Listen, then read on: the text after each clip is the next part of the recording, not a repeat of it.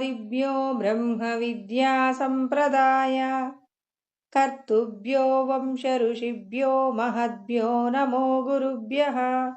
మంగళం గురుదేవాయ మహనీయ గుణాత్మనే సర్వలోక శరణ్యాయ సాధురూపాయ మంగళం. హరి ఓం.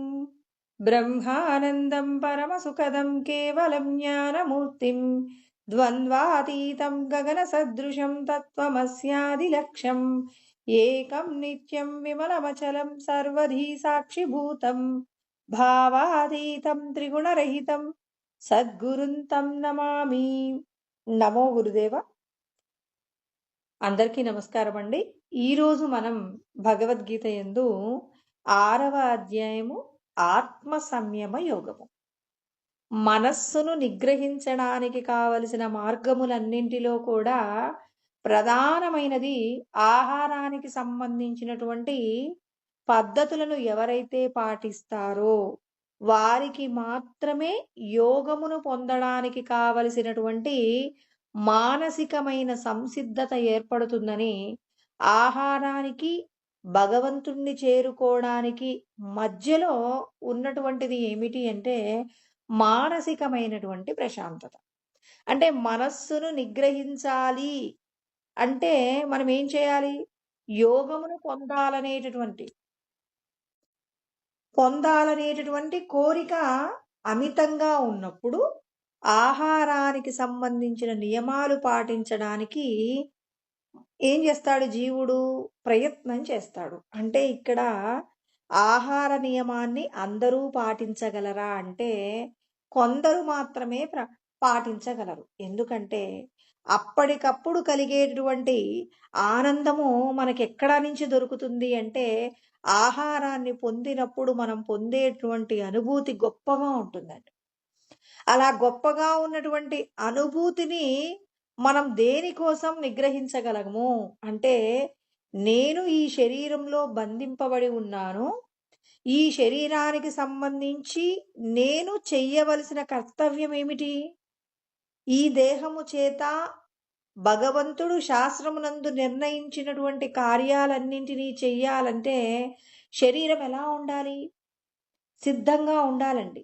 సంసిద్ధతను కనపరచాలి. సంసిద్ధతను కనపరచాలి అంటే రుచిగా ఉంది అని అధికంగా ఆహారం తిన్నామనుకోండి, ఆ ఆహారం ఏమవుతుందంటే అధికంగా నిద్రపోవడానికి కారణమవుతుంది. మరి యోగమును పొందడానికి సంసిద్ధతను కనపరచు. ఒకవేళ ఈ శరీరానికి సంబంధించి ఆహారానికి సంబంధించిన నియమాలు ఏంటి? శుష్కింపచేసే ప్రయత్నం చేస్తారు కొంతమంది, ఆహారం తీసుకోకుండా ఉంటారు. అలా తీసుకోనప్పుడు ఏమవుతుంది అంటే మనకి నిద్ర రాదండి. ఆహారం తినకపోతే మనం నిద్రపోలేము. నిద్రపోలేదు అంటే శరీరానికి కావలసినటువంటి స్వస్థత లభించదు. అందుకే భగవంతుడు మనందరికీ ఏం చెప్పారు? నాత్యశ్నతస్తు యోగోస్తి నచైకాంతమనశ్నత నచాది స్వప్నశీలస్య జాగ్రత్తో నైవ చార్జున అని ఆహారానికి సంబంధించినటువంటి గొప్ప నియమాన్ని మనకు పరమాత్మ తెలియచేశారండి. ఎవరైతే ఆహారానికి సంబంధించినటువంటి పద్ధతి ఏమిటి? అధికంగా ఆహారం తీసుకోకూడదు, అలా అని ఆహారం తినకుండా ఉండకూడదు. అధికంగా నిద్రపోకూడదు, అలా అని నిద్రపోకుండా కూడా ఉండకూడదు. అంటే మితము అనే పదం చెప్పడం కోసం యుక్తాహార విహారస్య యుక్త చేష్టస్య కర్మసు యుక్త స్వప్నావబోధస్య యోగో భవతి దుఃఖః. అంటే పరమాత్మ చెప్తున్నారు, మీరు యోగమును పొందాలంటే ముందు దుఃఖముల నుండి బయటపడాలి. ఎక్కడి నుంచి వస్తాయండి మనకి దుఃఖాలు? అంటే ఈ దేహానికి సంబంధించి మనం పూర్వజన్మలలో ఏవైతే కర్మలు చేశామో ఆ కర్మల ఫలితంగా ఈశ్వరుడు మనకి శరీరం ఇచ్చారు. అందరూ ఇది గుర్తుపెట్టుకోవాలి. మనకు దొరికిన శరీరము పూర్వజన్మలలో చేసిన పుణ్యాలు పాపాలు అన్నీ కలబోస్తే వచ్చింది ఏమిటి అంటే మానవ ఉపాధి. ఏ ఉపాధి అయినా సృష్టిలో ఏ ప్రాణికి ఏ ఉపాధి వచ్చినా వారు ఆయా జన్మలలో చేసినటువంటి కర్మల యొక్క ఫలమే ఏమైంది ఇవాళ మనం పొందుతున్న శరీరం. ఆయా జన్మలలో మనం చేసినటువంటి పుణ్యాలు అధికంగా ఉండడం వలన ఇవాళ మానవ ఉపాధి పొందామండి. మరి ఈ మానవ ఉపాధిని దేనికోసం వాడుకోవాలి? తినడం కోసమే వాడుకోవాలా? అంటే ఇవాళ మనం ఎలా బతుకుతున్నామంటే తినడానికే బతుకుతున్నాం. కానీ భగవంతుడు ఏం చెప్తున్నారు? బతకటానికి తినండి, కానీ తినడం కోసం బతకండి అని చెప్తున్నారు. ఇవాళ అనుక్షణం మనం ఏం చేస్తున్నాం? మంచి ఆహార పదార్థాలు అనుకుంటాం. మంచి అంటే మన దృష్టిలో మంచిది ఏమిటి అనంటే భగవంతుడి నుంచి దూరం చేయగలిగిన ఆహారమే ఇవాళ మనందరికీ మంచిదయింది. తిన శాస్త్రము ఏదైతే తినకూడదు అని చెప్పిందో ఆయా పదార్థాల పట్ల మనకి ఆసక్తి అమితంగా ఉండి మనం ఏం చేస్తున్నాం? భగవంతుడు చెప్పినటువంటి మితము అనేటటువంటి పద్ధతిని విడిచిపెట్టి అమితంగా ఆహారాన్ని తింటున్నామండి. అమితంగా తీసుకున్న ఆహారం శరీరానికి కావలసిన ఆయు ప్రమాణాన్ని పోగొడుతుంది. ఎక్కువ సంవత్సరాలు భూమి మీద జీవించలేకపోతున్నామంటే దానికి కారణం ఏమిటి అంటే మనం తీసుకున్న ఆహారము భగవంతుడు శాస్త్రమునందు అంగీకరించని పదార్థం తింటున్నాం. ఆ శాస్త్రం అంగీకరించని పదార్థాన్ని మనం తీసుకున్నప్పుడు ఏం జరుగుతుందంటే ఇప్పుడు మన లోపట ఉన్నటువంటి భగవంతుడు ఆయన ఏమన్నారు? నేనే మీరు తిన్న పదార్థాన్ని పచనం చేస్తున్నానని 15వ అధ్యాయం 14వ శ్లోకంలో చెప్పి ఉన్నారనమాట. అహం వైశ్వానరో భూత్వా ప్రాణినాం దేహమాశ్రితః ప్రాణాపాన సమాయుక్తః పచామ్యన్నం చతుర్విధం. మనం ఇదివరకు కూడా ఈ శ్లోకం చెప్పుకున్నాం. అయినప్పటికీ మనం మళ్ళీ ఎందుకు చెప్పుకోవాలి అంటే ఈ శరీరమునందు భగవంతుడు ఉండి నువ్వు తిన్న పదార్థాన్ని భగవంతుడే పచనం చేస్తున్నారన్నప్పుడు భయం కలగాలి. ఒక పిల్లవాడు పరీక్ష రాస్తున్నప్పుడు టీచర్ పక్కనే నిలబడ్డారనుకోండి, కాస్త దూరంగా ఉన్నారంటే కాస్త ఇబ్బంది ఏం లేదు. కాస్త వాడు ఊపిరి పీల్చుకొని రాయడానికి ఇబ్బంది లేదండి. కానీ టీచర్ పక్కనే కూర్చొని రాయరా, నువ్వు రాసేది నేను చూస్తానన్నారనుకోండి, ఆ పిల్లవాడు వచ్చింది కూడా మర్చిపోతాడు. అంటే చూడండి, మనందరిలో కూడా భగవంతుడు ఎక్కడో దూరంగా ఉన్నాడు. మా మా పూజ గదిలో ఉన్నాడు, లేకపోతే దేవాలయంలో ఉన్నారన్నప్పుడు నోటికొచ్చిన మాట మాట్లాడతాం, నచ్చిన పదార్థం తింటాం, నచ్చినట్టుగా ప్రవర్తిస్తాం. ఇప్పుడు భగవంతుడు ఎక్కడున్నారట? మన హృదయంలోనే ఉన్నారట.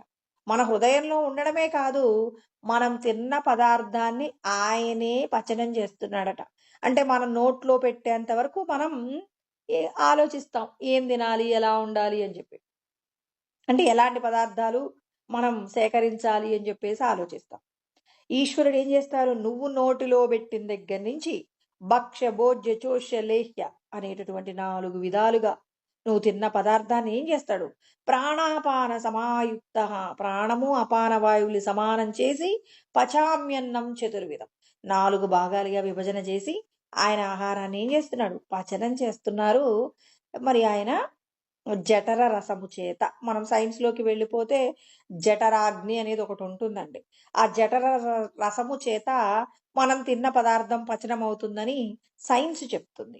భగవంతుడు అంటున్నారు జఠరాగ్ని రూపంలో నేనే వైశ్వానరుడిగా ఉండి మీ ఆహారాన్ని నేను పచనం చేస్తున్నాను. ఇలా పచనం చేసేటప్పుడు నేనేం చేస్తానంటే నేను ఇంటి దగ్గర నుంచి ఏమీ తెచ్చుకోను. ఏం చేస్తారు అక్కడ? మన శరీరంలో మనం పూర్వజన్మల్లో చేసిన కర్మల యొక్క ఫలం ఎంతుంటే దానిని బట్టి ప్రారబ్ధ కర్మ, నువ్వు ఇన్ని శ్వాసలతో ఇన్ని కోట్ల శ్వాసలు నీకు నేను ఇస్తున్నానని భగవంతుడు మనందరికీ ఇస్తారు. నువ్వు ఎన్ని సంవత్సరాలు భూమి మీద బతకటము అనేది ఇప్పుడైతే మనం ఏం చేస్తాం? ఒక 100 సంవత్సరాలు 120 సంవత్సరాలు అని చెప్పేసి చెప్తున్నారు. ఈశ్వరుడు అలా చెప్పలా. ఇన్ని శ్వాసలు నేను మీకు ఇస్తున్నాను అని చెప్పారు. ఆయా శ్వాసలను మనం ఎలా వాడుకుంటే మనం ఎక్కువ సంవత్సరాలు జీవించగలమో శాస్త్రం చెప్తుంది. ఎలా వాడుకోవాలి? ఇప్పుడు మన దగ్గర ఒక 1,00,00,000 రూపాయలు ఉన్నాయనుకుందాం. తల్లిదండ్రులు ఒక 1,00,00,000 రూపాయలు ఇచ్చారు. ఈ 1,00,00,000 రూపాయలతో నేను జీవితాంతం బతకాలి అంటే నేను ఎంతకాలం బతుకుతానో నాకు తెలియదు కాబట్టి ఇప్పుడు నేను ఈ 1,00,00,000 రూపాయలని ఈ రోజుకి ఈ రోజు ఖర్చు చేసుకోవచ్చా? నేనేం చేస్తాను? దీన్ని ఒక ప్లాన్ ప్రకారంగా భగవంతుడు ప్రభుత్వాన్ని ఏర్పాటు చేశారు కాబట్టి ఇవాళ ఆరోగ్యానికి సంబంధించిన సంస్థలు సుమారు ఒక 70 సంవత్సరాలు బ్రతుకుతారని చెప్పారనుకోండి. ఇప్పుడు మనం ఏం చేస్తాం? 70 సంవత్సరాలకి ఈ ₹1,00,00,000 ఎలా వినియోగించుకోవాలో, ఏ ఏ అవసరాలకు ఈ డబ్బును వినియోగించుకోవాలో, ఏ అవసరాలకు వీటిని వాడకుండా పొదుపు చేసుకునే ప్రయత్నం చేయాలో, ఇవన్నీ మనం ప్లాన్ చేసుకుంటాం. అంటే భూమి మీద ఈ శరీరము ఇన్ని రోజుల పాటు ఉంటుంది అంటే మనం డబ్బునైతే పొదుపు చేసుకుంటున్నాం, కానీ శ్వాసలు పొదుపు చేసుకోలేకపోతున్నామండి. శ్వాసలు ఎలా ఖర్చు అవుతున్నాయో తెలియాలి కదా ఫస్ట్. తెలియాలంటే నువ్వెవరిని ఆశ్రయించాలి? ఈశ్వరుడు శాస్త్రంలో చెప్పి ఉన్నారు. నువ్వెంతకాలం బతుకుతావు? నువ్వు ఆయుస్సత్వ బలారోగ్య సుఖప్రీతి వివర్ధనాః. నీ ఆయువుని పెంచేది, బలాన్ని ఇచ్చేది, ఆరోగ్యాన్ని ఇచ్చేది. మరి ఇవన్నీ నేను చెప్తున్నాను మీకు. మీ శ్వాసలను మీరేం చేసుకోవాలి? పొదుపు చేసుకోండి. మితంగా ఆహారం తీసుకోండి.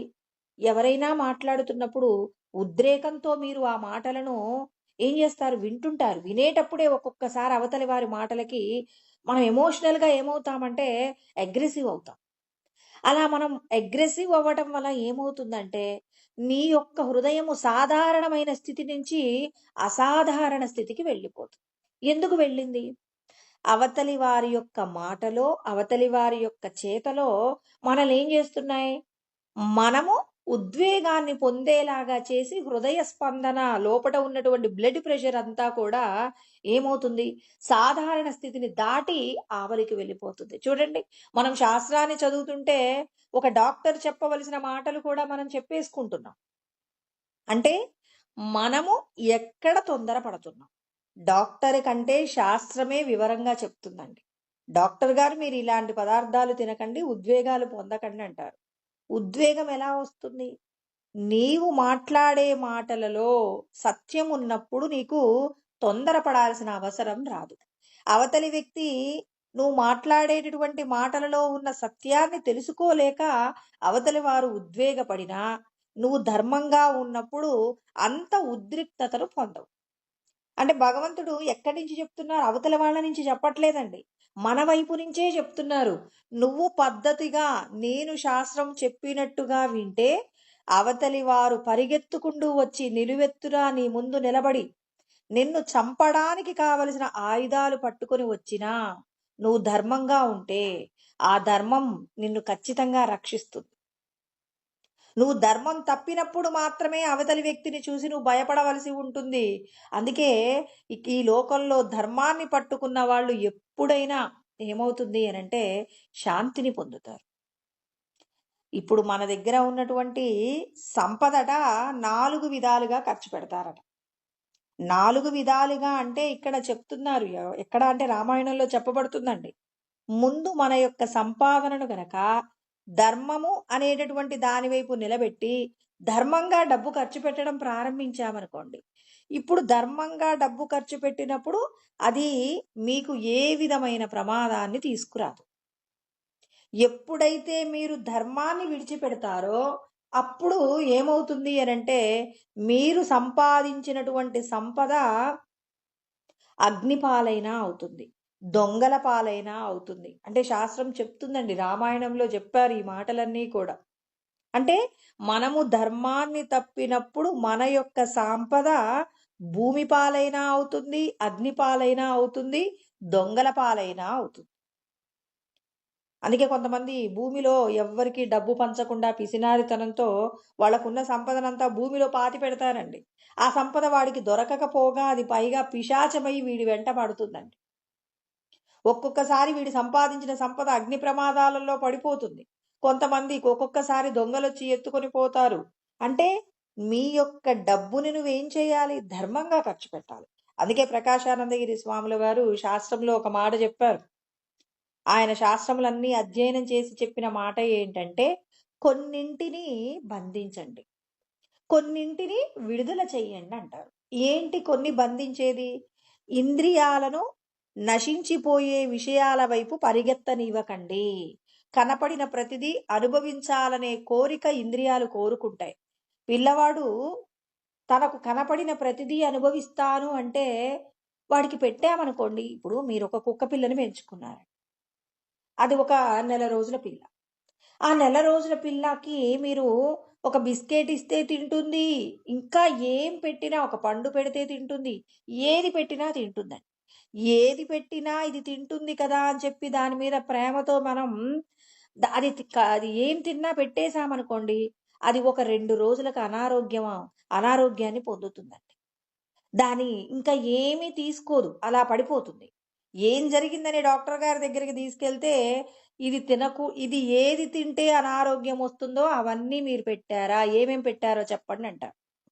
అంటే అప్పుడు అది ఏమేం తిన్నదో, తింటుంటే సంతోషంగా ఉందని పెట్టేసామండి అంటారు.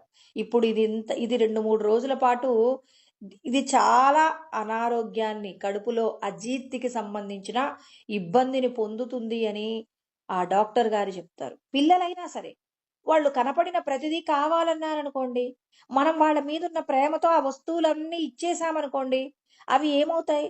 వారి యొక్క శరీరానికి సంబంధించి అనారోగ్యాన్ని తెచ్చిపెడతాయి. వాడికి అవసరానికి మించి వస్తువులిచ్చినప్పుడు చుట్టూ ఉన్న స్నేహితుల నుండి వీడు విడిపడతాడు. వీడు ప్రత్యేకమైపోతాడు. నేను గొప్పవాడిననే ఫీలింగ్‌తో పక్కన ఎవరితో స్నేహం చేయడానికి ఇష్టపడడు. చూడండి ఎన్ని ప్రమాదాలొస్తున్నాయో. అందుకే ప్రకాశానందగిరి స్వాముల వారు చెప్తున్నారనమాట. మీరు ఇంద్రియాలను నిగ్రహించండి. శాస్త్రము ఏ ఏ విషయాలనైతే అనుభవించమని చెప్పారో వాటిని మాత్రమే అనుభవించండి. మరి దేనిని త్యాగం చేయాలి? మీ సంపదను ఏం చేస్తారు? లోకోపకార నిమిత్తంగా ఖర్చు చేయండి. అలా ఖర్చు చేసినప్పుడు అది మీ శ్రేయస్సు అవుతుంది. యజ్ఞార్థాత్ కర్మణోన్యత్ర లోకోయం కర్మబంధనః అని కృష్ణ పరమాత్మ చెప్తారనమాట. అంటే భగవంతుడికి ప్రీతికరమైనది ఏమిటంటే, మీకున్నటువంటి సంపద ఏదైతే ఉందో దానిని ఎవరైతే కష్టంలో ఉన్నారో, కష్టంలో ఉన్న వారికి పంచిపెట్టడం ఎప్పుడైతే మీరు ప్రారంభిస్తారో, అది భగవంతుడికి ప్రీతికరమైన కర్మ. అందుకే యోగ వాసిష్టంలో చెప్పబడిన ఒక మాట చెప్పుకోవాలండి. నేను యోగమును పొందాలి అనుకుంటున్నాననుకోండి. అప్పుడు నేను పాటించవలసిన నియమాలు ఏమిటి అని నేను ఆలోచన చేస్తే, అక్కడ యోగ వాసిష్టమునందు వశిష్ఠుడు రామచంద్రుడికి చెప్పినటువంటి మాటలు మనం తెలుసుకున్నప్పుడు యోగమును మనం కూడా పొందుతాం. ఏమంటున్నారాయన? మొట్టమొదట చూడండి, భగవంతుడిని పూజించండి అని చెప్పలేదండి. మనం రివర్స్‌లో పూజిస్తున్నాం. ముందు మనం ఏం చేస్తాం? భగవంతుడికి పూజ చేస్తాం. ఇక్కడ ఆయన చెప్పారు చూడండి, యోగమును పొందడానికి. అంటే ఈ దేహమే నేను అని చెప్పేసి దేహ సంబంధమైన కార్యాలలో పరిగెత్తే వాళ్ళు ఉంటారు కదండి. వాళ్ళందరూ ఏం చేస్తారు? భగవంతుడు ఎక్కడున్నాడో అని వెతికే ప్రయత్నంలో దేవాలయంలోకి వెళ్ళి దైవ సంబంధమైన పూజలు, దానములు, ధర్మములు, యజ్ఞములన్నీ చేస్తారు. అంటే మనమందరం ఆ స్థాయి నుంచి వచ్చిన వాళ్ళమే. ఆ స్థాయి నుంచి వచ్చిన తర్వాత మళ్ళీ మనందరికీ ఏమైనా కొమ్ములు పెరిగాయా? ఇప్పుడు దైవాన్ని పక్కకి నెట్టాలా? ఇప్పుడు అంటే పద్ధతి మారుతుందండి. దేవుడెక్కడో బయటున్నాడు అన్నప్పుడు, ఆ బయట ఉన్న భగవంతుడి నుంచి లోపట ఉన్న భగవంతుడిని తెలుసుకోవడానికి మనము పుణ్యకర్మలు చేసి, మనం చేసిన పాపపు కర్మలన్నీ పోగొట్టుకుంటాం. ఏషాం త్వంతగతం పాపం జనానాం పుణ్యకర్మణాం అంటారు. ఎవరైతే పుణ్యకర్మలు చేసి తాము చేసిన పాపాలను పోగొట్టుకుంటారో తే ద్వంద్వమోహ నిర్ముక్త. అంటే సుఖ దుఃఖములనేటటువంటి ద్వంద్వముల నుండి విడిబడి భగవంతుణ్ణి తెలుసుకోవడానికి దృఢమైన వ్రతాలు చేయగలుగుతారు. అంటే అది ఆ పద్ధతిలో నుంచి మనం ఇక్కడికి వచ్చాం. భగవంతుణ్ణి బయట ఆరాధించి అటు నుంచి ఎటుగా వస్తున్నాం? యోగం వైపు వచ్చాం. ఇప్పుడు నేను నా లోపట ఉన్న భగవంతుణ్ణి సాక్షాత్కరింప చేసుకుని అనుభవంలోకి తెచ్చుకోవాలని నేను అనుకుంటున్నప్పుడు యోగ వాసిష్టమును ఆశ్రయిస్తే మనకు వశిష్ఠుడు చెప్తున్నారు. ఏమంటున్నారు? స్వవిచారణ. మీరెవరో విచారణ చెయ్యమని చెప్తున్నారు. ఇప్పుడు పసిపిల్లవాడికి మరి మనం అన్నప్రాసన రోజే ఆవకాయ పెట్టాము అనుకోండి. అప్పుడు ఆ పిల్లవాడికి ఏమవుతుంది? శరీరానికి సంబంధించి చాలా ఇబ్బంది కలుగుతుంది. వాడు ఆవకాయ తినే రోజున మాత్రమే ఆవకాయ తినగలగాలి. అంతేగాని 6 నెలల పిల్లవాడికి ఆవకాయ అన్నం పెడతారా అండి? ఎవరూ పెట్టరు. ఇది లోకంలో ఉన్న నానుడి. అంటే ఇప్పుడే భగవంత్ సంబంధమైనటువంటి పూజలు క్రతువులు చేస్తున్నప్పుడు నెమ్మదిగా ఇతన్ని ఏం చేస్తామంటే, ముందు దేవాలయం అంటే తెలియని వ్యక్తికి దేవాలయాన్ని పరిచయం చేసి, ఆ దేవాలయంలో ఏం చేయాలి, సేవా కార్యక్రమాలు, తర్వాత దాన ధర్మాలు, యజ్ఞయాగాది క్రతువులు చేస్తూ భగవంతుడి మీద నమ్మకం కలిగించినప్పుడు భగవంతుడి కోసం అన్ని రకాల పనులు చేస్తాడు. అలా చేసిన తరువాత ఇక భగవంతుడే సర్వం అనుకున్నప్పుడు తనకున్నటువంటి సంపదను మరి లోకోపకారం అంటే భగవంతుడికి ఇష్టమైన కార్యాలు ఏంటి అంటే, ఇతరులకు మంచి చేస్తే భగవంతుడికి నచ్చుతుందని తనకున్నది ఇతరులకు పంచుతుంటాడు. ఇలా పంచుతున్నప్పుడు భగవంతుడు ఏం చేస్తారంటే, నాయనా ఇవాళ నేను మాత్రమే బాగుండాలనే ఆలోచన నుంచి లోకం బాగుండాలనే ఆలోచన, లోకం బాగుండటాన్ని భగవంతుడు మెచ్చుతాడనేటటువంటి ఆలోచన వచ్చిందంటే భగవంతుడి మీద నీకు పరమ భక్తి కలిగింది. ఇప్పుడు ఈ పరమ భక్తితో నువ్వేం చేస్తావు, సద్గురువు దగ్గరికి వెళ్ళి సద్గురువు పాదాన్ని పట్టి సద్గురువు శాస్త్రమునందు చెప్పబడిన విషయాలన్నీ కూడా విచారణ చెయ్యి, పరిశీలన చెయ్యమని చెప్తారు. మొట్టమొదట చెప్పే మాట స్వవిచారణ. గురువు దగ్గరికి వెళ్ళిన తరువాత స్వవిచారణ ప్రారంభమవుతుంది. గురువు గారి దగ్గరికి వెళ్ళిన తర్వాత కూడా నీవెవరో నువ్వు పరిశీలన చేయడంలో నేనెవరు, నేను ఈ శరీరమా, ఇంద్రియాల, మనస్స, బుద్ధ, వీటికి సాక్షిగా ఉన్న ఆత్మనా అని స్వవిచారణ చెయ్యాలి. ఇప్పుడు పద్ధతి మారిందండి. స్వవిచారణ, చాలా మంది స్వవిచారణ చెయ్యమంటున్నారు కదా అని భగవంతుణ్ణి మర్చిపోతారు. మరి వశిష్ఠుడు చెప్తున్నారో లేదో వినండి మీరు. ఇవాళకి నిర్ణయం తీసుకోండి. భగవంతుణ్ణి పూజించనవసరం లేదని చెప్పారా వశిష్ఠుడు అంటే ఒక పద్ధతిలో చెప్తున్నారు వినండి. స్వవిచారణ తరువాత శాస్త్రాన్ని పరిశీలన చెయ్యండి. స్వవిచారణ చేసి, అవును నేను దేహం కాదంటున్నారు, ఇంద్రియాలు కాదంటున్నారు, మనస్సు కాదంటున్నారు. శంకరాచార్యుల వారు కూడా చెప్పారు, నిషిద్ధ నిఖిలోపాధిన్ నేతి నేతీతి వాక్యత విద్యాదైక్యం మహావాక్యై జీవాత్మ పరమాత్మనో. నేను ఈ శరీరం కాదు, ఇంద్రియాలు కాదు, మనస్సు కాదు, బుద్ధి కాదు, మరెవరిని అంటే వీటన్నింటినీ ఇది నేను కాదు అని మహావాక్యముల ద్వారా చెప్పబడిన సత్యమేంటి, ప్రజ్ఞానం బ్రహ్మ. సమస్త ప్రాణులలో సమస్త వస్తు వ్యవహారముల యందు భగవంతుడి యొక్క శక్తి నిక్షిప్తమై ఉంది అని ప్రజ్ఞానం, ప్రకృష్టమైన జ్ఞానమే బ్రహ్మ. పరబ్రహ్మము ఎక్కడుంది అంటే విశ్వమంతటా పరబ్రహ్మమే నిలబడి ఉన్నాడు. ఆయనలో మనమున్నామనే సత్యం. అహం బ్రహ్మాస్మి, నేను బ్రహ్మమునే అయి ఉన్నాను. తత్వమసి, తత్ పరమాత్మ, త్వం అంటే నీవు, పరమాత్మ నీవే అయి ఉన్నావు. ఆ పరమాత్మ నీవు ఇద్దరూ కూడా వేరు కాదు. అయమాత్మ బ్రహ్మ అంటే నేను బ్రహ్మమే అయి ఉన్నాననేటటువంటి సత్యాలను తెలుసుకొని జీవాత్మ పరమాత్మను, జీవుడు బ్రహ్మము చేత ఐక్యం కావాలనేటటువంటి ఉద్దేశము చేత స్వవిచారణ చేస్తూ శాస్త్రములందు చెప్పబడిన విషయాలను పరిశీలన చేస్తున్నప్పుడు గురువాక్య మననం, గురువు చెప్పినటువంటి మాటలు ఏదైతే గురువు ఏం చెప్తాడు, తాను శాస్త్రముల యందు స్వవిచారణ చేసి శాస్త్రములను పరిశీలన చేసి తెలుసుకున్న శాస్త్రాన్ని ఆచరిస్తాడు. ఆయన ఎవరంటే మనందరికీ రోల్ మోడల్ అండి. అంటే మనందరికి ఏమనిపిస్తుందంటే, అయ్యో శాస్త్రంలో యందు ఇన్ని విషయాలు చెప్పారు, ఇవన్నీ ఆచరించడం కుదురుతుందా అంటే, గురువు గారు ఆచరించి మనందరికీ ఏమవుతారు, ఆచార్యుడిగా నిలబడతారనమాట. ఆయన ఆచరించి మనందరికీ ఆదర్శంగా ఉంటారు. ఆదర్శవంతంగా ఉన్న ఆచార్యుడి యొక్క మాటలను మనం ఏం చేయాలి, మననం చేయాలి. ఇలా మననం చేస్తూ మనం ఏం చేయాలి అనంటే భగవంతుణ్ణి ఏం చేయాలి, పూజిస్తూ ఉండాలి. చూడండి, భగవంతుణ్ణి పూజించాలన్నారు, భగవంతుడి గురించి చెప్పరండి.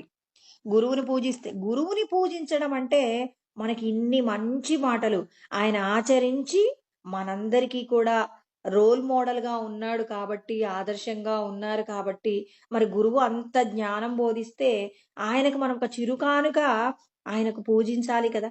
ఆయనకి ఏం చేయాలి, పూజిస్తే వశిష్ఠుడు కూడా అండి రామాయణం వశిష్ఠ గీత అంతా బోధించిన తర్వాత అప్పుడు పెద్దలందరూ దశరథుడు, తర్వాత అక్కడికి వచ్చినటువంటి ఎంతో మంది గురువులు, చాలా మంది ఇంక అక్కడున్న వాళ్ళందరూ కూడా శ్రీరాముడు అందరూ పూజిస్తే, దేవతలందరూ కూడా ఏం చేశారంటే, పూల వర్షంతో ఆయనకి ఏం చేశారు? కృతజ్ఞతలు చెప్పారు. శాస్త్రమునందు పరిశీలన చేసి, స్వవిచారణ శాస్త్రములయందు పరిశీలన చేసి, తాను శాస్త్రమునందు చెప్పబడిన ప్రతి విషయాన్ని ఆచరించినటువంటి సద్గురువు. ఇక్కడ బాగా గుర్తుపెట్టుకోవాలి. ఆచరణ లేకుండా శాస్త్రంలో ఇలా చెప్పారు, నాకు దానికి సంబంధం లేదన్న విషయాలు అనే వ్యక్తులు కాదండి. అందుకే ఆచరించిన వాళ్ళు అనగానే మనం ఏమంటాం? రమణ మహర్షి, రామకృష్ణ పరమహంస, వివేకానందుడు, శారదామాత, పరమాచార్యుల వారు, యోగి వేమన, విద్యాప్రకాశానందగిరి స్వాముల వారు, ఇలా కొద్ది మంది పేర్లే చెప్పుకుంటున్నాం. ఎందుకు మరి? వీళ్ళందరూ నిజంగా సద్గురువులంటే వీళ్ళు సాక్షాత్తు జగద్గురువులండి. జగద్గురువు అంటే జగత్తును పరిపాలించగలిగిన శక్తి సంపాదించుకున్నటువంటి వారు. స్వవిచారణ చేసి ఆత్మ పరిశీలన చేసుకుని శాస్త్రముల యందు చెప్పబడిన ప్రతి సత్యాన్ని కూడా వాళ్ళు ఏం చేసుకున్నారు? పరిశీలన చేసి వాళ్ళు స్వయంగా ఆచరించి అనుభవంలోకి తెచ్చుకొని ఏం చేశారు? లోకానికి వాళ్ళు తెలుసుకున్నటువంటి సత్యాన్ని తెలియచేశారు. సోక్రటీస్, ప్లేటో ఇలాంటి వాళ్ళు ఆధునికమైనటువంటి ఏమంటారు, వీళ్ళందరూ కూడా విదేశాలకు సంబంధించినటువంటి వారైనప్పటికీ కూడా వీళ్ళు కూడా భగవతత్వాన్ని తెలుసుకొని లోకానికి భగవతత్వాన్ని తెలియచేసేటటువంటి ప్రయత్నం చేసినటువంటి వాళ్ళలో అనేకులు పాశ్చాత్యులు కూడా ఉన్నారనమాట. వీళ్ళందరినీ తత్వవేత్తలు అని చెప్పేసి ఫిలాసఫీలో, సైకాలజీలో వీళ్ళందరి గురించి చదువుతామన్నమాట. వీళ్ళు చెప్పినటువంటి మాటలన్నింటినీ కూడా అధ్యయనం చేసినప్పుడు, నువ్వు ఈ శరీరం అనే తొడుగును తొడుక్కున్నావు, ఈ శరీరంలో ఉన్నటువంటి స్వస్వరూపమే నీవు అనే సత్యం మనకు సైకాలజీలో తెలియజేయబడుతుంది. తత్వశాస్త్రం అండి, మానసికమైనటువంటి తత్వశాస్త్రము యందు వీళ్ళందరి యొక్క మాటలన్నీ నేర్పించబడతాయన్నమాట. ఏమీ తెలియకుండా చదువుకున్నప్పుడు మేము ఏంటో ఈ తొడుగు అంటున్నారు, ముసుగనంటున్నారు, ఎమోషన్స్ని, ఇంద్రియాలను నిగ్రహించుకోమంటారు, ఉద్వేగాలను కంట్రోల్ చేసుకోమంటారని చెప్పేసి ఆ రోజున కొద్దిగానే అర్థమైంది. అంటే మనస్సును నిగ్రహించుకోనప్పుడు ఎన్నో రకములైనటువంటి ఇబ్బందులు కలుగుతాయి అని మాత్రమే తెలుసుకున్నాం. భగవద్గీత యొక్క అధ్యయనం తదనంతరం మనస్సు, ఇంద్రియాల యొక్క నిగ్రహము లేకుండా మన యొక్క స్వస్వరూపాన్ని దర్శనం చెయ్యలేము అనే సత్యం తెలుసుకున్నాం. ఇప్పుడు భగవంతుడు చూడండి తనను తాను ఎలా తగ్గించుకుంటాడంటే, మిమ్మల్ని మీరు విచారణ చేసుకోండి, శాస్త్రములయను పరిశీలన చెయ్యండి. చూడండి, మిమ్మల్ని మీరు పరిశీలన చేసుకుంటున్నారంటే ఎవరిని వెతుకుతున్నారు? భగవంతుడిని వెతుకుతున్నారు. శాస్త్రములను పరిశీలన చేస్తున్నారంటే శాస్త్రములు ఎవరు చదివారు? శాస్త్రములను ఎవరిచ్చారు మనకి? భగవంతుడు ఇచ్చాడు. భగవంతుడిచ్చిన శాస్త్రాలను ఎవరు అధ్యయనం చేయగలరు? భగవంతుడంటే పరమ ప్రీతి ఉండి భగవంతుడి కోసం ఎన్ని త్యాగాలైనా చేయగలిగినటువంటి వారు ఏం చేస్తారు? ఎన్ని కష్టాలొచ్చినా ఇంద్రియాలను నిగ్రహించుకుంటారు. చెప్పాను కదండి, మనకు ప్రకాశానందగిరి స్వాముల వారు చెప్పారు. ఏమంటున్నారు? కొన్నింటిని బంధించండి, కొన్నింటిని విడిపించండి. ఆ ఇంద్రియాలను బంధించారు, వాళ్ళకున్నటువంటి సర్వస్వాన్ని లోకోపకార నిమిత్తంగా ధారపోశారు. అందుకే సద్గురువులుగా నిలబడతారు లోకంలో. తర్వాత భగవంతుడిని నిరంతరం చూడండి, భగవంతుడి మీద మమకారం ఉన్నప్పుడు ఆ భగవంతుడే ఏమవుతున్నాడు? మనల్ని మనం అనుభవంలోకి తెచ్చుకోవడానికి ఆ భగవంతుడికి మనం చేసేటటువంటి ఆ పూజ, క్రతువు ఏమవుతుందంటే మనం భగవంతుడితో లయం కావడానికి కావలసిన స్థితి. ఇన్ని ప్రయత్నాలు ఎందుకండి? స్వవిచారణ, శాస్త్ర పరిశీలన, తర్వాత సద్గురువుల యొక్క వాక్యములను మననం చేయడం, ఇవన్నీ దేనికి ఉపయోగపడతాయి?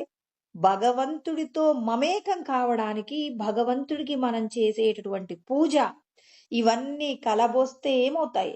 నువ్వు భగవంతుడిని తెలుసుకోవడానికి కావలసినటువంటి స్థితిని మనం పొందుతాం. అందుకే ఇక్కడ వశిష్ఠుడు మనందరికీ కూడా చెప్తున్నారనమాట, మిమ్మల్ని మీరు విచారణ చేసుకోండి.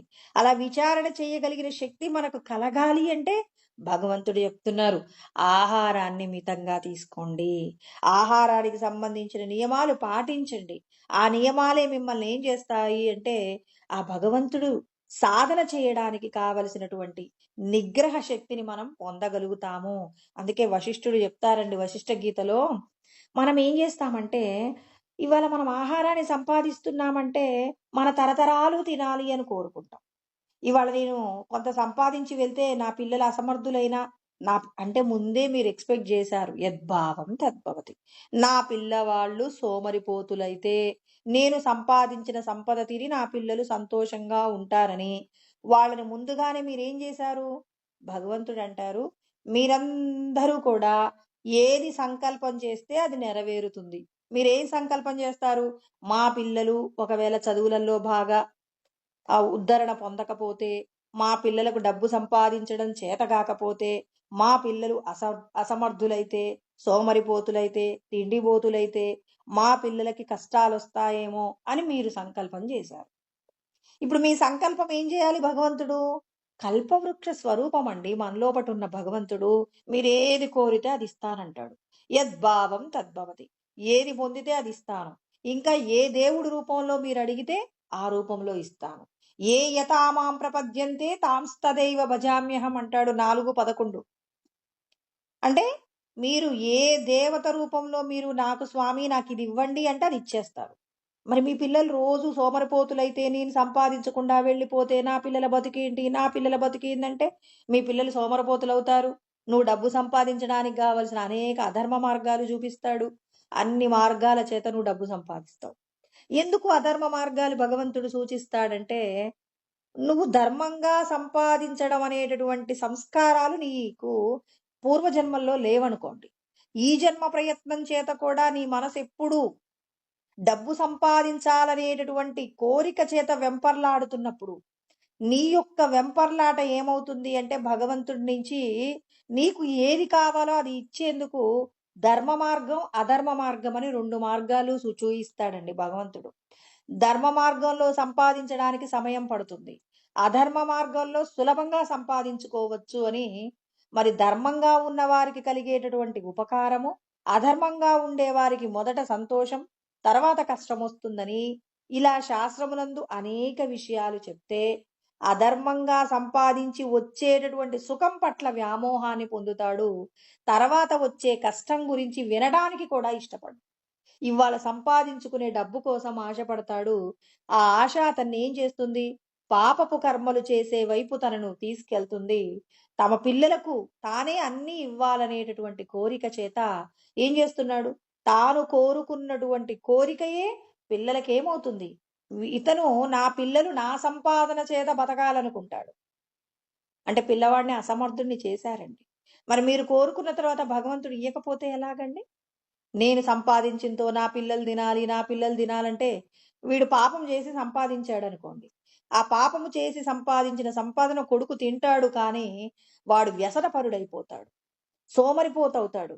ఇతరులకు హాని చేస్తూ ఉంటాడు. తనకింతుంది అని చెప్పి హాని చేస్తాడు. ఇతరులకు అపకారం చేస్తాడు. ఆ అపకారం వల్ల తాను పరమ దుర్మార్గుడవుతాడు. భగవంతుడు అంటున్నారు, మీరందరూ ఆహారాన్ని ఎలా సంపాదించాలో తెలుసా? అత్ర ఆహారార్థం కర్మ కుర్యాద్ అనింద్యం. చక్కగా ఉంటుందండి. ఈ శ్లోకం చాలా బాగుంటుంది. ఈ ఒక్క శ్లోకాన్ని మనం గుర్తు పెట్టుకొని ఈ శ్లోకంతో మనం జీవించామనుకోండి, మనం భగవంతుడితో ఖచ్చితంగా ఐక్యం కావడం అనేది ఈ జన్మకు కాకపోయినా సాధన చేస్తే ఈ జన్మలోనే, ఒకవేళ కాకపోయినా మరు జన్మలోనైనా ఉత్తమ సంస్కారాలతో పుట్టి మీరు భగవంతుణ్ణి పొందుతారు. 2 గడియలలో భగవంతుణ్ణి పొందినటువంటి వాళ్ళున్నారు. కట్వాంగుడు లాంటి వాళ్ళు. కట్వాంగుడు ఒకసారి దేవతలకు, రాక్షసులకు మధ్య గొప్పదైన యుద్ధం ఎప్పుడు వాళ్ళిద్దరి మధ్య జరుగుతుంది కదండీ! ఎవరెవరికి అంటే రాక్షసులకు, దేవతలకు మధ్య యుద్ధం జరుగుతున్నప్పుడు ఈ కట్వాంగుడు ఆనాటి కాలంలో దేవతల రాజ్యానికి కూడా వెళ్ళగలిగినటువంటి పర్మిషన్ ఉండేదండి. ఆ రోజున కట్వాంగుడు దేవతల పక్షంలో ఉండి రాక్షసులందరినీ ఓడించడానికి ప్రథమ పాత్రను పోషించాడట.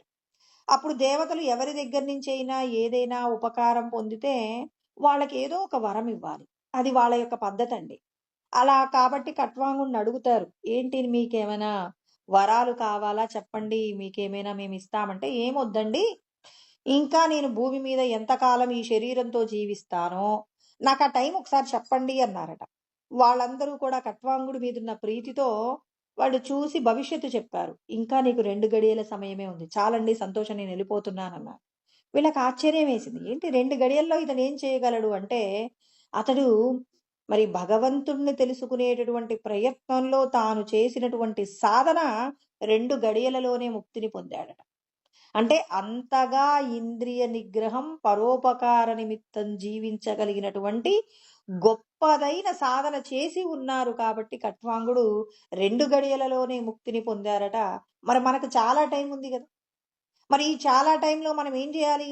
నింద్యములు కాని, అంటే ఇతరులకు హాని చెయ్యని, భగవంతుడు శాస్త్రమునందు అంగీకరించనటువంటి అధర్మంతో కూడిన కర్మలు ఎవరైతే చేస్తారో వాళ్ళందరూ భగవంతుడికి దూరం అవుతారు.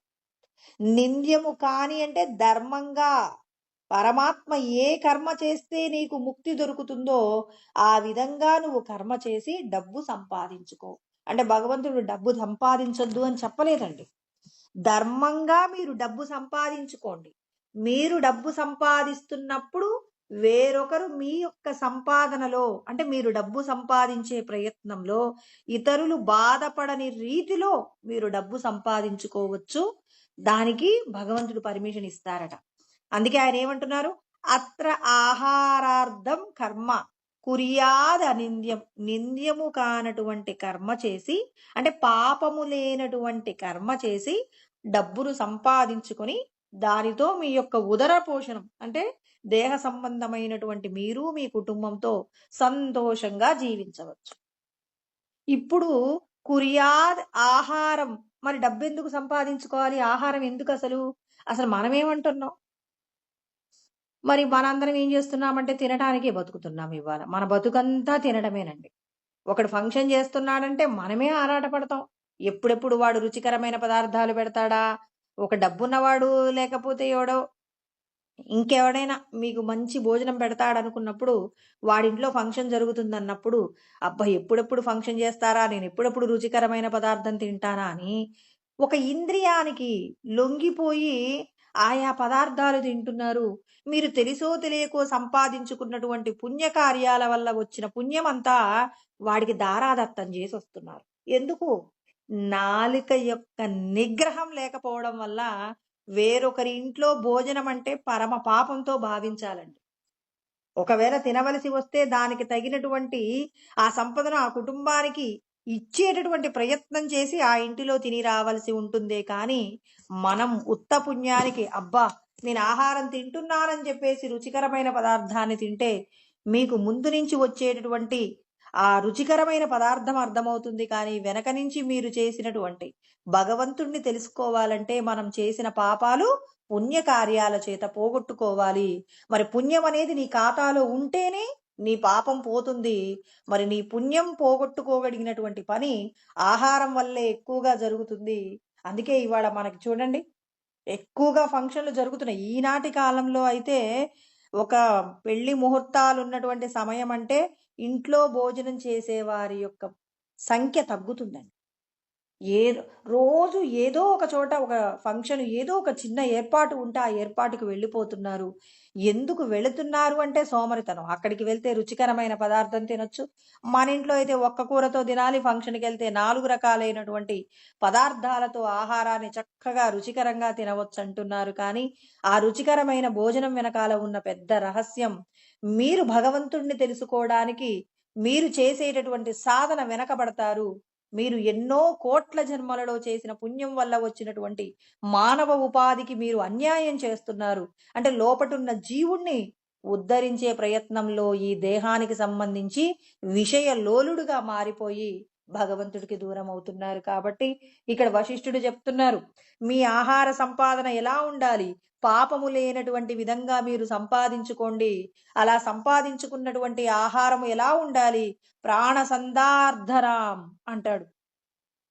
ప్రాణ సంధానార్థనాం అంటాడు. అంటే ప్రాణాన్ని నిలబెట్టుకోవడానికి ఈ శరీరం ఉత్సాహంగా యోగమునందు, అంటే భగవంతుడు చెప్పినటువంటి భగవత్ ప్రీతికరమైన కర్మను చెయ్యడానికి, యోగమును పొందడానికి, నీ శరీరాన్ని సంసిద్ధత చెయ్యడానికి మాత్రమే నువ్వు డబ్బు సంపాదించుకోవాలే తప్ప, ఏవో ఈ భూమి మీద ఇన్ని సంపదలతో నేనుంటే నన్నందరూ గౌరవిస్తారని చెప్పి భూమి మీద నిలిచిపోయేటటువంటి విషయాల కోసం మీరు ప్రయత్నం చెయ్యకండి.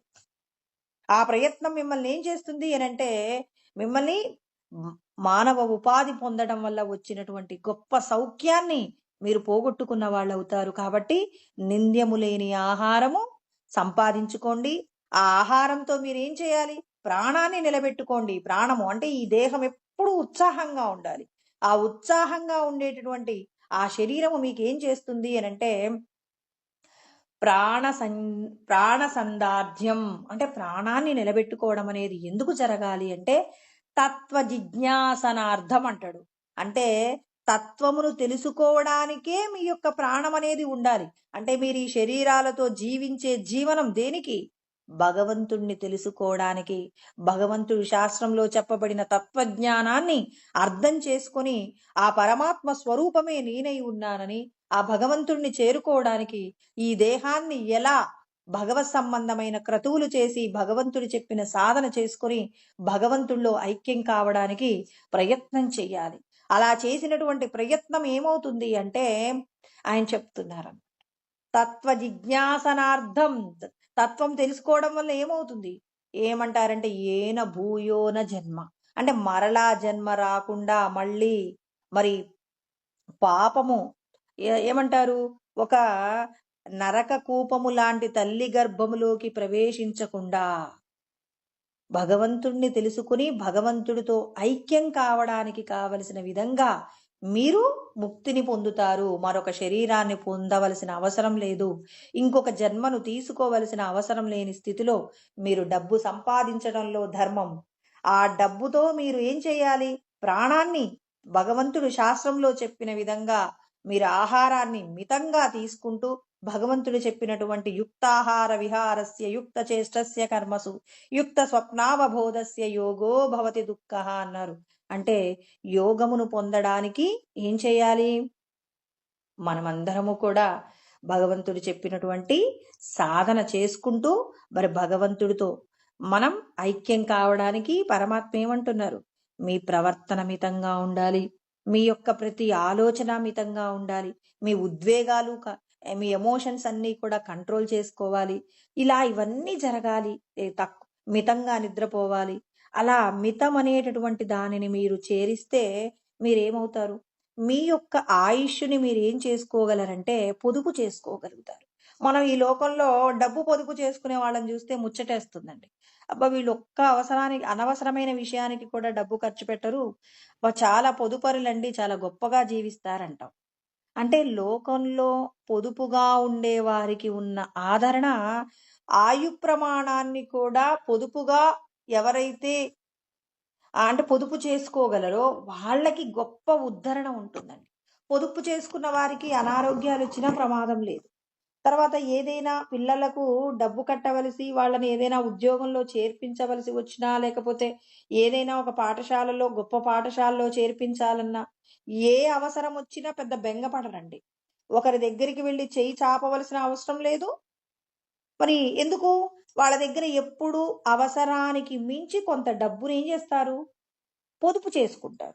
పొదుపు చేస్తారు. అవసరానికి మించి అంటే బాగా అసలు తినకుండా కాదండి. అనవసరమైన ఖర్చులు తగ్గించుకొని అవసరానికి ఎప్పుడైనా ప్రమాదం వస్తే ఆ ప్రమాదానికి వేరొకరి దగ్గరికి వెళ్లకుండా జాగ్రత్త పడటానికి కావలసిన పొదుపు చేసుకున్న కుటుంబం అందరి చేత ఆదరింపబడినట్టు భగవంతుడు చెప్పిన విధంగా ఏం చేయాలి? సాధన చెయ్యాలి.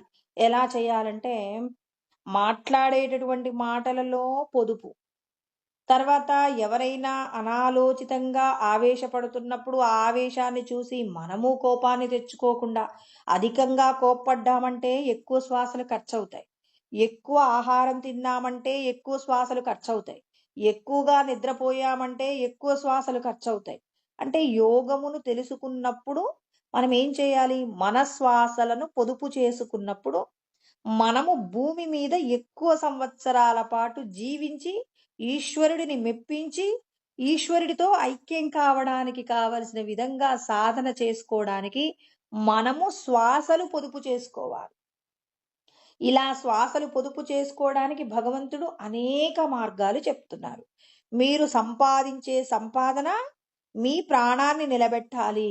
నిలబెట్టినటువంటి ప్రాణం తత్వమును తెలుసుకోవడానికే మీరు ప్రయత్నం చెయ్యాలి తప్ప అనవసరమైన విషయాలు భూమి మీద విడిచిపెట్టి వెళ్ళిపోయేటటువంటి తగాదాలు, రకరకాలైనటువంటి అనవసరమైన విషయాల వైపు మీ యొక్క సమయాన్ని కేటాయించినప్పుడు మీ యొక్క జన్మ వృధా అవుతుంది.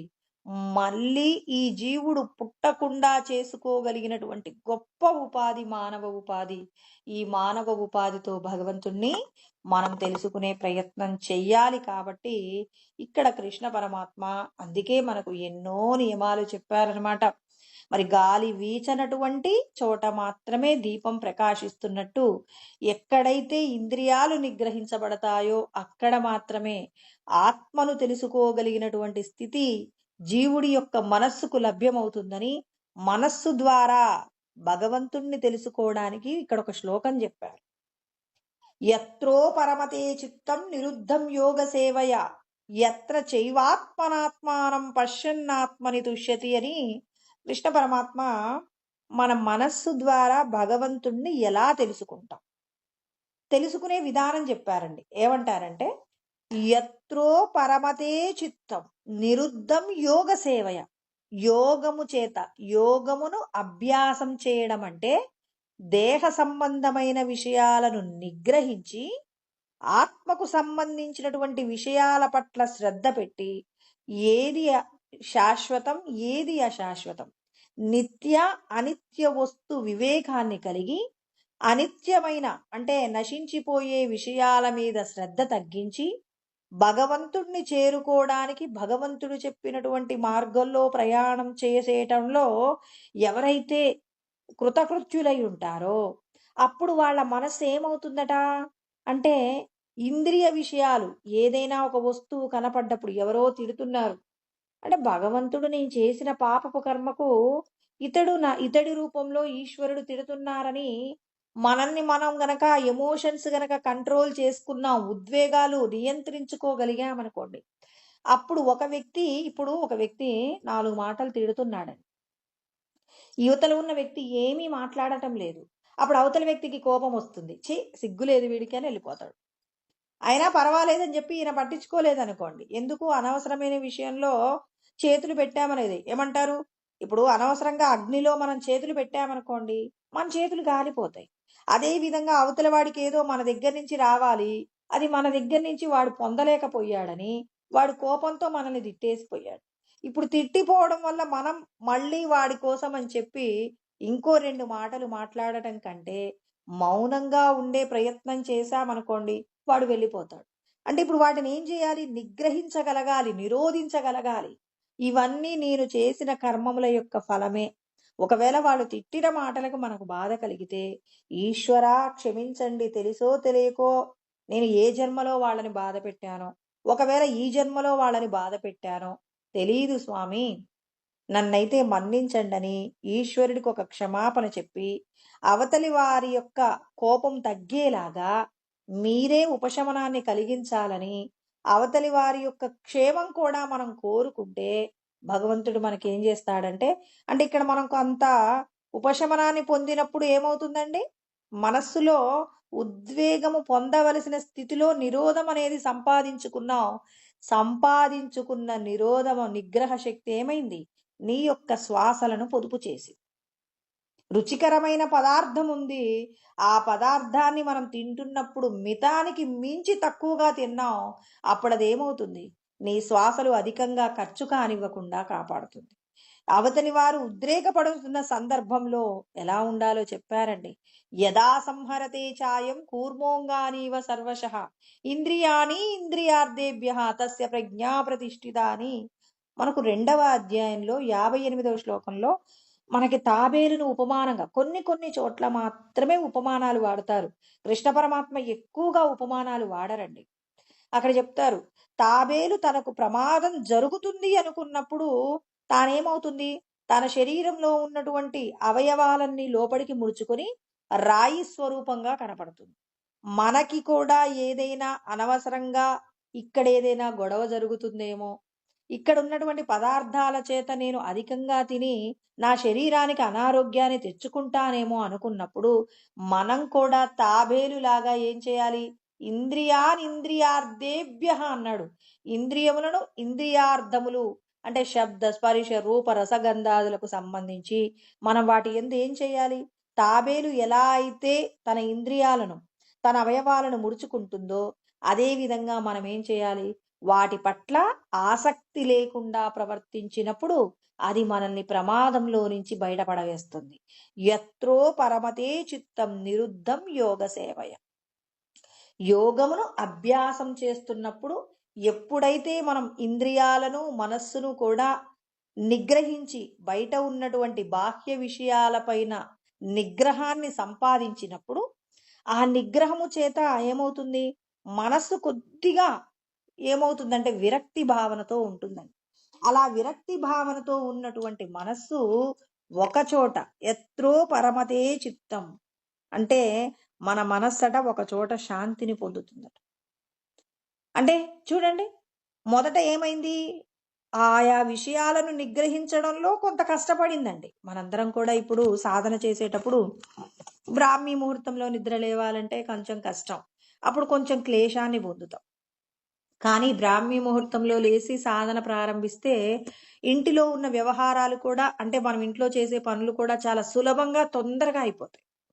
అందరికీ కూడా ఇది తెలుసు. కానీ ఆ సమయంలో నిద్రను గనక నిగ్రహించటం అనేది చాలా కష్టం.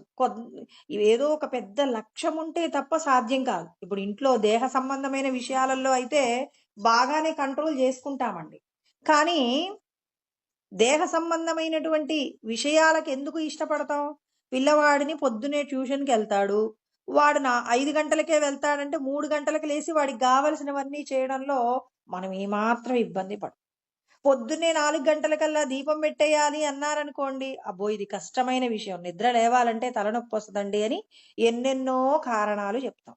మరి పిల్లవాడికి ఇన్ని చేయడానికి నీకేమి ఇబ్బంది లేదా? మధ్యాహ్నం కాసేపు పడుకుంటారండి. ఇప్పుడు మాత్రం కాసేపు పడుకుంటారంటే ఎవరైనా వద్దన్నారా? లేదు లేదు. ఆ సమయంలో నిద్రపోతే ఉండే ప్రశాంతత గొప్పగా ఉంటుందని. అంటే బ్రహ్మ సత్యం జగన్మిథ్య. బ్రహ్మమే సత్యము, జగత్తంతా మాయా అని తెలియనప్పుడు మాయకు సంబంధించిన విషయాలలో మనం ఏం చేస్తున్నాం? నిగ్రహం అనేది ఏంటి? పాటిస్తామండి. కానీ భగవంతుడి విషయంలో నిగ్రహం పాటించమంటే మాత్రం అది మనకందరికీ కూడా చాలా కష్టం ఉంటుంది. అంటే మొదట కష్టాన్నిస్తూ తర్వాత ఆనందాన్ని ఇస్తుంది. పిల్లవాడికి కష్టపడి వాడికి అన్ని ఏర్పాట్లు చేసి వాడిని ట్యూషన్కి పంపించామనుకోండి, ఏదో ఒక రోజు వీడు పెద్ద ఉద్యోగం సంపాదిస్తాడు. ఆ రోజున అమ్మ త్యాగం తెలియకపోతుందా? అమ్మను ప్రేమగా చూసుకోపోతాడా అని చెప్పేసి వాడు చూస్తాడో చూడడో తెలియదు. వాడు చూసేంత వరకు నువ్వు బతికుంటావో బతికుండవో తెలియదు. కానీ ఆశ చేత పిల్లవాడి మీదున్న మమకారం చేత ఇన్ని పనులు చేసేస్తాడు. భగవంతుడు అంటారు, శాశ్వతమైనటువంటి పరబ్రహ్మమే మీరు తెలుసుకోవడానికి ఈ శరీరం తీసుకున్నారు. మరి ఈ శరీరంతో చేయవలసిన సాధన ఎలా ఉండాలి?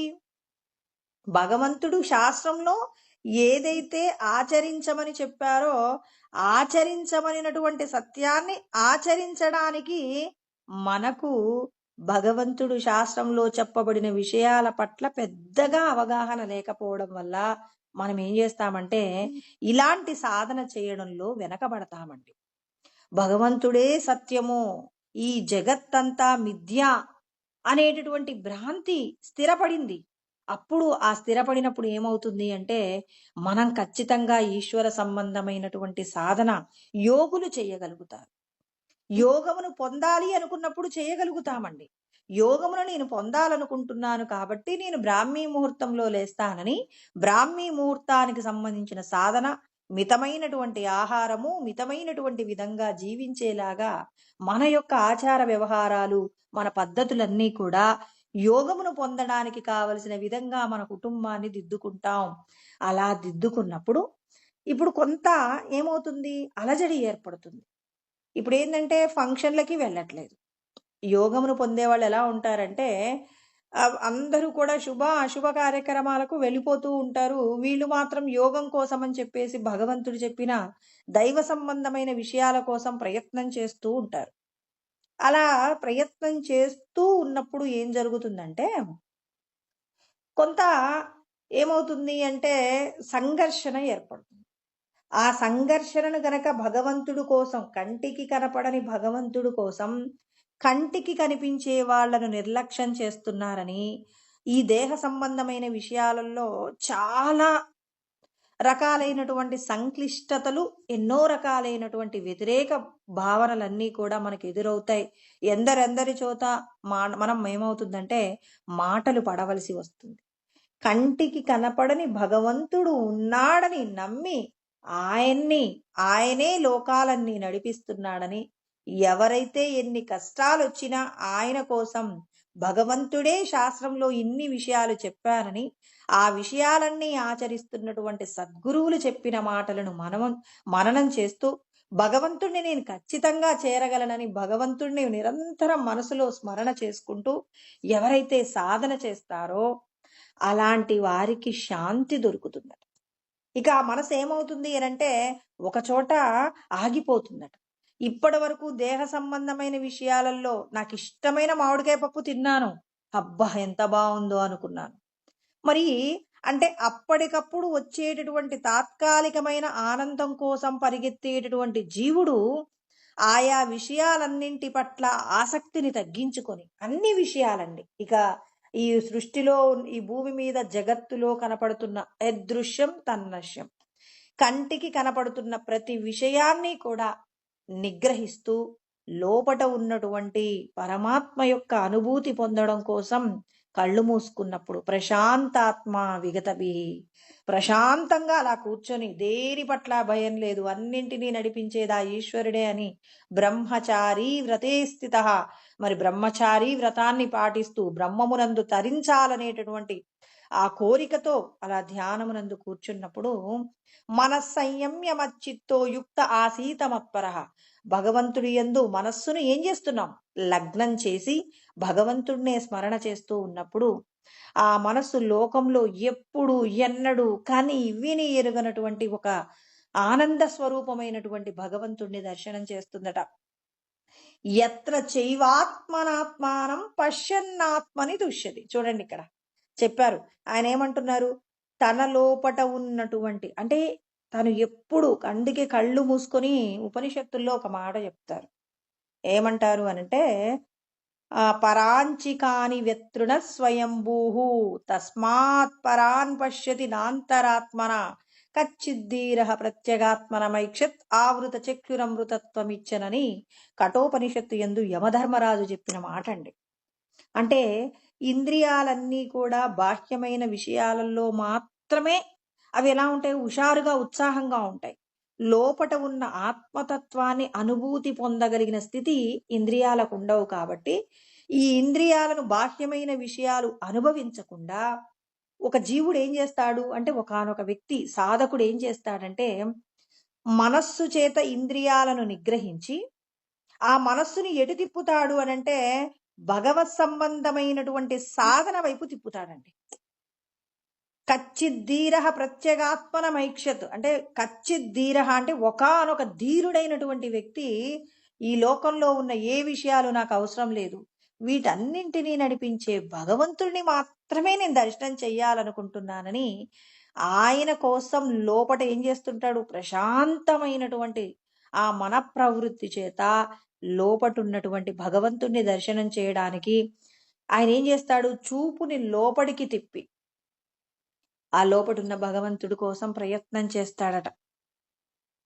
ఆవృత చక్షురమృతత్వం ఇచ్చన్, పరమాత్మతో ఉన్నటువంటి బ్రహ్మానందం ఎలా ఉంటుందో అని ఆ బ్రహ్మానంద అనుభూతి కోసం అని చెప్పి అలా నిరీక్షణ చేస్తూ ఉన్నప్పుడు ఒకానొక సందర్భంలో ఎవరి యొక్క సాధన అయితే భగవంతుడి కోసం మాత్రమే పరితపిస్తుంటారో, ఆయన్ని చూడాలి, ఆయన అంతటా ఉన్నారు, ఎలా ఉంటారు, అసలు ఆయన అనుభూతి ఎలా ఉంటుందని చెప్పేసి ఎవరైతే నిరంతరము కూడా పరితపించి ఆ పరిశ్రమ చేసినటువంటి వారికి భగవంతుడు కనిపిస్తారట. ఏమన్నారు ఆయన, ఎత్ర చైవాత్మనాత్మానం, తన మనస్సు చేత ఏం చేస్తాడు, ఆ లోపట ఉన్నటువంటి ఆత్మతత్వాన్ని అలా చూస్తున్నప్పుడు, మామిడి పండు కావాలి కావాలి అనుకున్నాము. ఒక రోజున ఆ మామిడి పండు తెచ్చుకోవడానికి తోటలోకి వెళ్ళాం. ఇప్పుడు ఆ పండును చూస్తే ఆనందమా, తింటే ఆనందమా?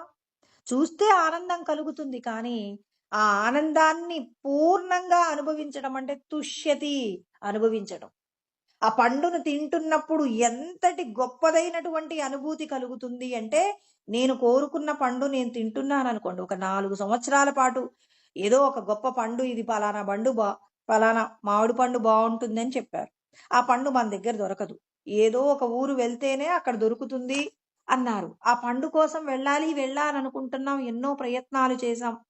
చిట్ట చివరికి ఏదో ఒక రోజున ఆ పండుని మనం చూసి తీసుకోగలిగామనుకోండి, ఇప్పుడు ఆ పండు తింటున్నప్పుడు కలిగేటటువంటి ఆనందం అనుభవించిన వారికి తప్ప చూసిన వారికి తెలుస్తుందా? అందరికీ ఆ పండు ఒకసారి చూపించి ఆయన మాత్రమే తిన్నాడు. తిన్నవారికి ఎక్కువ ఆనందమా, చూసిన వారికి ఎక్కువ ఆనందమా? తిన్నవారికే కదండి. అదేవిధంగా యోగం కోసం అందరూ ప్రయత్నం చేస్తారు. ఆత్మ లోపటుందట, అంతటా ఉందట, ఆత్మయందే సమస్త ప్రాణులు ఉన్నాయట అని మాటలలో చెప్పుకుంటారు, కానీ ఆత్మానందాన్ని అనుభవించినప్పుడు కలిగేటటువంటి గొప్పదైనటువంటి పరమానందం, ఆ ఆనందాన్ని అనుభవిస్తూ ఉంటాడట.